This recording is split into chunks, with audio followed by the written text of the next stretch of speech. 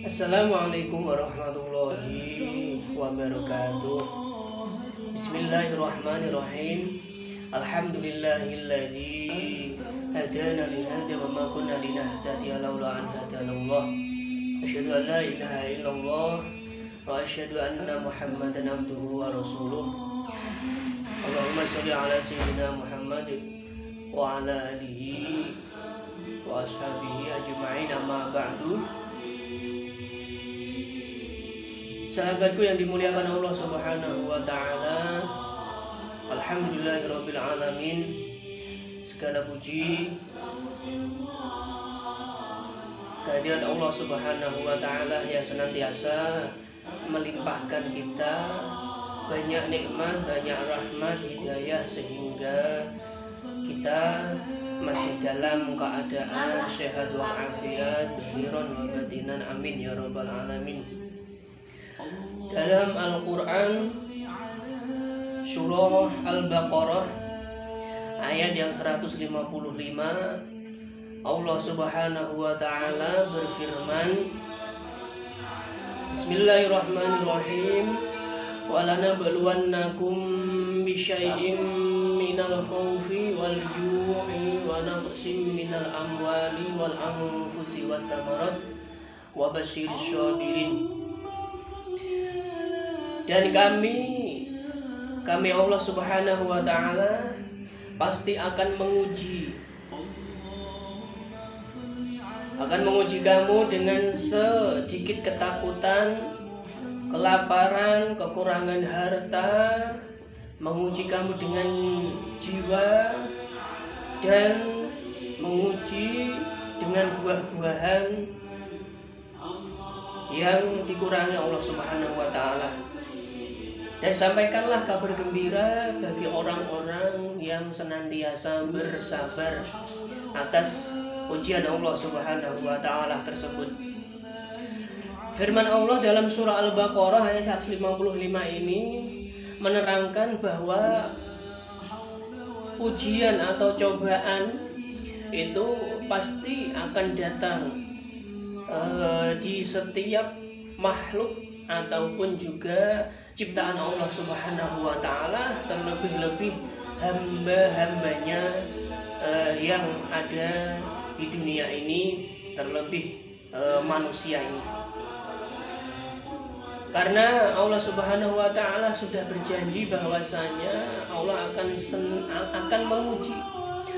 Allah akan menguji kepada hamba-hambanya dengan sedikit khauf atau ketakutan.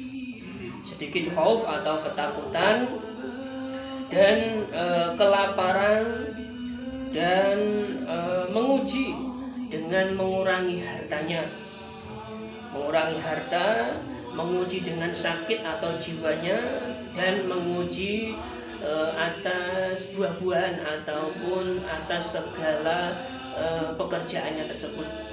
Tapi janji Allah Subhanahu wa ta'ala bahwasanya siapa yang bersabar atas ujian Allah tersebut, maka akan diberikan kabar gembira atas ujian Allah Subhanahu wa ta'ala bagi orang-orang yang bersabar. Maka bagi seorang muslim, kita harus senantiasa bersabar atas ujian Allah Subhanahu wa ta'ala tersebut. Karena sudah janji Allah Subhanahu wa ta'ala bahwasanya kita akan diuji. Kita tidak akan meningkat iman kita, keimanan kita, ketakwaan kita tidak akan meningkat kalau kita tidak diuji. Maka ada kalanya ujian tersebut merupakan cobaan bagi kita untuk meningkatkan derajat kita di sisi Allah Subhanahu wa ta'ala. Ada kalanya ujian tersebut merupakan untuk membersih dosa atas dosa-dosa yang kita lakukan di dunia ini. Maka bagi seorang muslim, diuji Allah Subhanahu wa ta'ala mungkin berupa ketakutan, kemiskinan, ataupun juga dikurangi hartanya, ataupun juga diberikan sakit. Maka bagi seorang muslim tiada lain bersikap harus bersabar, ataupun menerima atas ketentuan Allah Subhanahu wa taala tersebut. Seperti yang sudah kita ketahui bahwasanya Nabi Ayub alaihissalam merupakan kekasih Allah Subhanahu wa taala, nabi yang sangat berat cobaannya. Nabi yang paling berat cobaannya salah satunya adalah Nabi Ayub alaihissalam. Dikisahkan bahwasanya Nabi Ayub alaihissalam merupakan kekasih Allah yang diberikan cobaan berupa sakit kulit. Sakit kulit tersebut tidak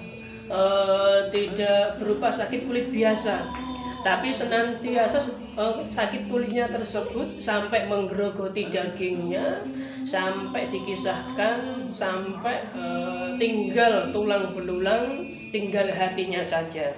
Tapi Nabi Ayub alaihissalam bahwasanya dia yakin Nabi Ayub alaihissalam akan lolos dari ujiannya tersebut, sehingga Allah meninggikan derajatnya. Ketika Nabi Ayub alaihissalam lolos dari ujian yang diberikan Allah Subhanahu wa taala, maka Nabi Ayub alaihissalam diberikan istri yang solehah, anak-anak yang solehah. Dikisahkan bahwasanya Nabi Ayub alaihissalam ini sakit selama 18 tahun, sakit kulit tersebut. Maka bagi kita sebagai manusia biasa, kalau kita dikasih sakit baru seminggu, 2 minggu sampai 1 bulan kita kok mengeluh, maka kita pastinya tidak lolos dari ujian atau cobaan tersebut. Maka dalam Al-Quran bahwasanya Allah Subhanahu wa taala sudah berfirman, kalau kita ditimpa sakit, kalau kita ditimpa kesusahan, atau kalau kita ditimpa kesedihan atau ujian cobaan, maka amalkanlah doa ini. Amalkanlah doa ini, sehingga doa ini akan menjadikan kita semakin bersabar, dijadikan hamba yang senantiasa bersabar di sisi Allah Subhanahu wa taala. Dalam Al-Qur'an, ketika kita baca doa ini setelah sholat fardu selama 33 kali, sebanyak 33 kali. Setelah sholat fardu dibaca 33 kali, maka kita akan dijadikan hamba yang senantiasa bersyukur dan juga bersabar. Doanya adalah Rabbi anni masaniyad durru wa anta arhamur rahimin. Sekali lagi, doanya adalah Rabbi anni masaniyad durru wa anta arhamur rahimin. Sekali lagi, Rabbi anni masaniyad durru wa anta arhamur rahimin. Nah, ini dibaca selama sebanyak 33 kali setelah sholat fardu. Kita amalkan, dan ini merupakan doa yang diucapkan oleh para nabi terdahulu juga, sampai Nabi Ayub alaihissalam lolos dari ujian. Ini pun berkat rahmat Allah Subhanahu wa taala dan juga barokah dari doa tersebut. Nah, jangan lupa doanya tersebut dicatat, Rabbi anni masaniyad durru wa anta arhamur rahimin. Karena kita sebagai manusia biasa pasti akan ditimpa cobaan, ujian, ataupun juga kesusahan, yang semuanya tersebut tiada lain untuk menguji keimanan kita. Masihkah kita akan bersyukur kalau kita ditimpa ujian, ataukah kita akan kufur ketika kita ditimpa kesusahan tersebut? Semoga kita lolos dari ujian, kita merupakan hamba yang senantiasa bersyukur atas kenikmatan yang diberikan Allah Subhanahu wa taala kepada kita. Sampai-sampai ketika kita di jalan pun, ketika kita tertusuk duri di dalam tertusuk duri dalam kaki kita, kita tetap akan dihapus dosa tersebut. Maka tiada lain ketika kita ditimpa kesusahan atau ditimpa kesedihan atau ditimpa sakit atau yang lain sebagainya, tiada lain adalah kita harus bersabar, dan tiada lain kita harus senantiasa mengucapkan inna lillahi wa inna ilaihi rajiun, bahwasanya kita merupakan hamba dari Allah Subhanahu wa Ta'ala, dan semua yang kita lakukan, semua yang kita amalkan di dunia ini, atau semua kejadian yang ada di dunia ini, kita harus kembalikan semuanya kepada Allah Subhanahu wa Ta'ala. Semoga bermanfaat dan menjadikan kita senantiasa menjadi orang-orang yang bersabar di sisi Allah Subhanahu wa Ta'ala, karena tingkatan sabar merupakan tingkatan yang tinggi di sisi Allah Subhanahu wa Ta'ala. Karena nabi-nabi terdahulu mendapatkan gelar ulul azmi atas kesabarannya yang ditimpa